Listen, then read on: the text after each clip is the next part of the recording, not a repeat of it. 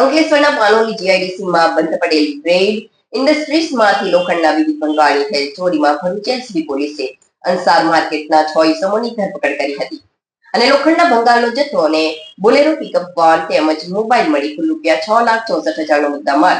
જપ્ત કરી વધુ તપાસ હાથ ધરી છે.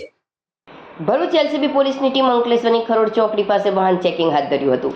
દરમિયાન એક બોલેરો પિકઅપ વાન આવતા તેને રોકી તલાશી લેતા તેમાંથી લોખંડના સેલ, પાઇપ અને વાલ્વ સહિતનો ભંગારનો જથ્થો મળી આવ્યો હતો. પોલીસે પિકઅપ ગાડીમાં સવાર ઇસમો પાસે ભંગારના જથ્થા અંગેની બિલ અને આધાર પુરાવા માંગતા તેઓએ રજૂ ન કરી સંતોષકારક જવાબ નહીં આપતા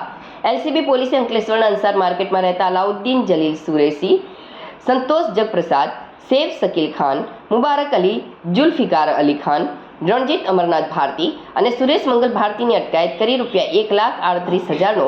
લોખંડના ભંગારનો જથ્થો, 5 લાખની બોલેરો પિકઅપ, મોબાઈલ અને રોકડા રૂપિયા મળી કુલ ₹6,64,000નો મુદ્દામાલ જપ્ત કરી તેઓને પાનોલી પોલીસ મથકના હવાલે કર્યા હતા.